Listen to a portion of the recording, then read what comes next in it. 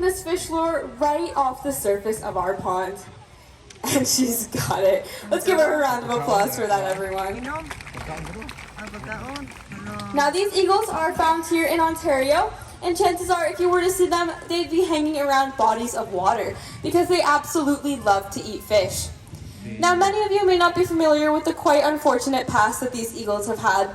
In the 1960s and the 70s, there was a pesticide introduced into our environment called DDT. And while this pesticide didn't directly harm these birds, what it did do was inhibit their ability to uptake calcium. Now, as we all know, calcium is really important for you and I for keeping nice and strong bones, but for birds, it's really important for producing strong eggshells. Now, this lack of calcium meant these eagles were producing very thin and very brittle eggs, and they were actually so thin that when they went to go incubate their eggs, they'd end up crushing them underneath their weight. Now, with no new babies to replace the older and dying generations, these birds did see quite a large decline in their population sizes. But thankfully, scientists realized that DDT was the cause of the problem, and it was then banned in North America. These birds were then put onto the endangered species list, and through conservation efforts, their populations began slowly rising.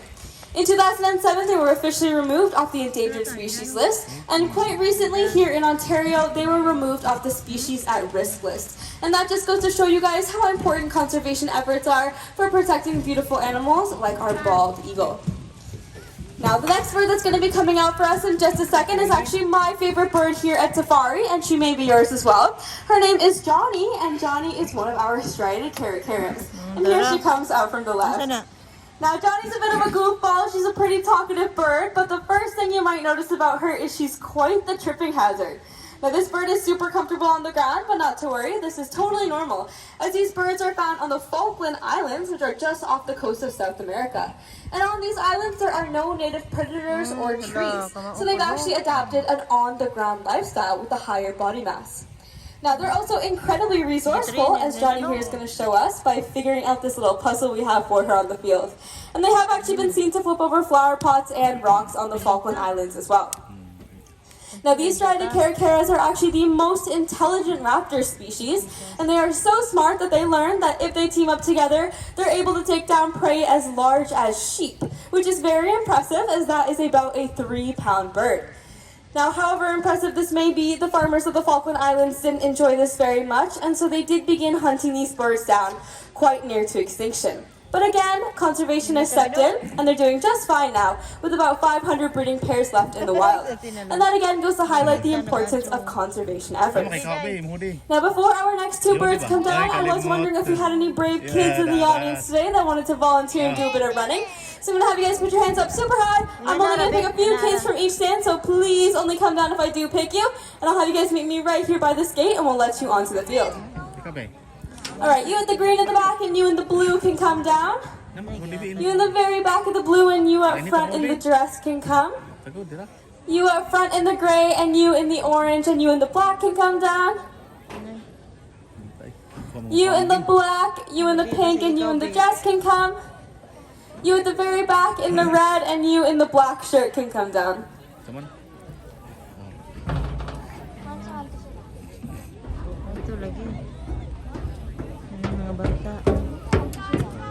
Nih, pagod kan ini pa. Oh, ikaw.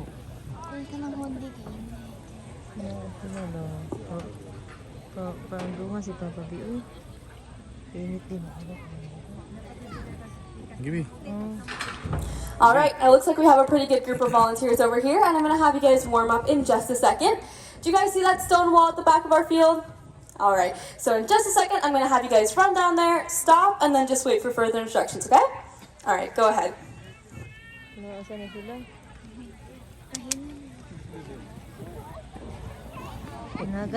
All right, well, as you guys may have guessed, we're going to be doing a bit of a race here today, which may seem a little bit silly, but coming out from your left shortly is our pair of black vultures, Murphy and Kirby. All right, and there they go. Now, these guys are super fast when they're flying, as you can see, so you may be wondering, why are we doing a race? Well, these guys are actually scavengers, and they have flat feet, which makes them really good at moving around on the ground, and we're going to show you guys. Now, volunteers, if we could all just shift down and make a nice line in front of that second stone wall for me, please.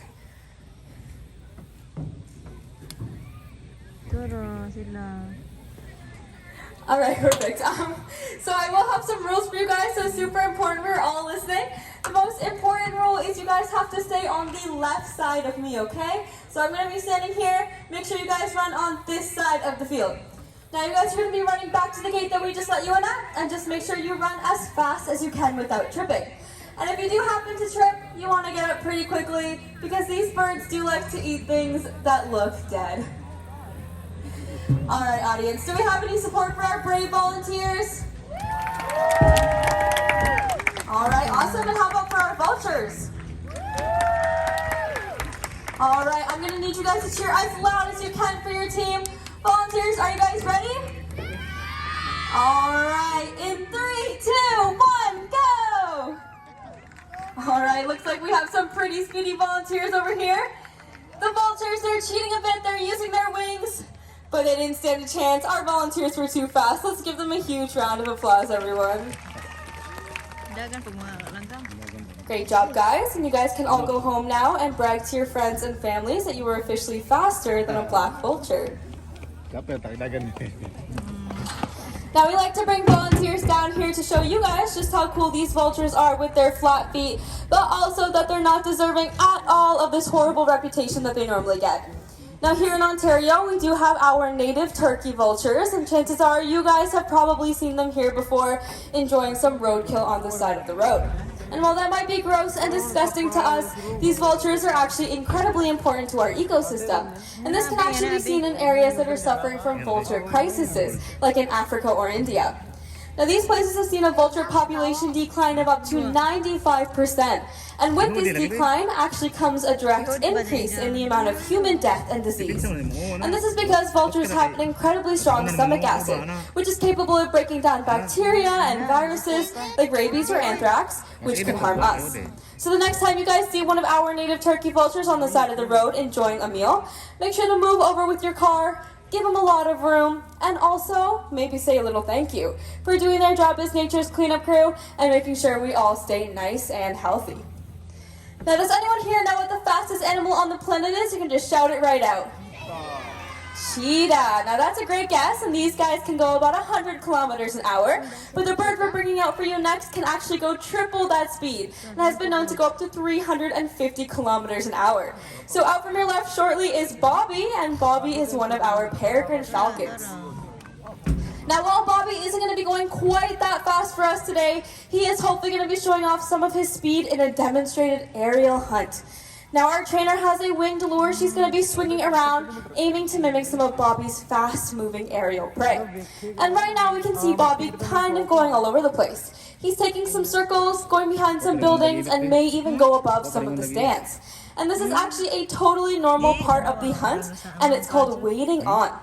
Now these falcons do this for a few reasons: to get a feel for the wind and the air conditions, also to warm up those flight muscles of theirs, but also as a confusion mechanism, so that his prey, or our trainer in this case, doesn't know what angle he's coming from, or that he's being hunted.